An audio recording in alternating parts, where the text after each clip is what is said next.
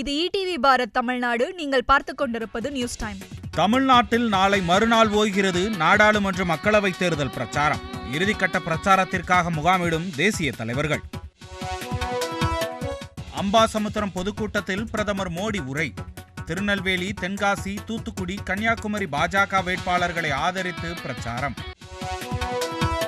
திமுக அரசு போதைப் பொருட்களை தமிழகத்தில் ஊக்குவிக்கிறது. நெல்லை பரப்புரையில் பிரதமர் மோடி குற்றச்சாட்டு. தமிழர்களின் மொழி கலாச்சாரத்தை ஒழிப்பதற்கு பாஜக முயற்சிக்கிறது.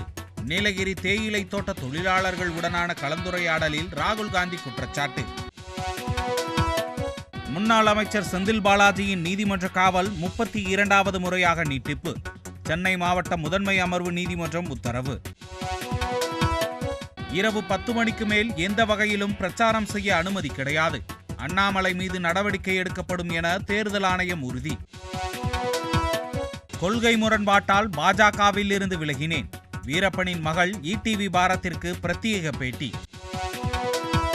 திருநெல்வேலி பாஜக வேட்பாளர் நயினார் நாகேந்திரனுக்கு சம்மன்.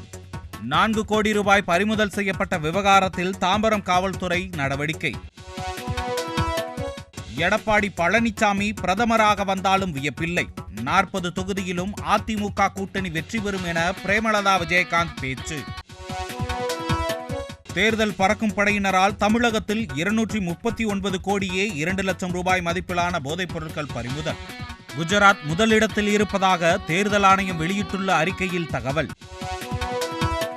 டெல்லி முதல்வர் அரவிந்த் கெஜ்ரிவால் காவல் மீண்டும் நீட்டிப்பு. மதுபான கொள்கை முறைகேடு வழக்கில் நீதிமன்றம் உத்தரவு. 250 IPL போட்டிகளில் ஆடி சாதனை படைத்த MS தோனி. கேக் வெட்டி கொண்டாடிய CSK நிர்வாகம். இதுபோன்ற செய்திகளை உடனுக்குடன் தெரிந்து கொள்ள இணைந்திருங்கள் ஈடிவி பாரத் தமிழ்நாடுடன்.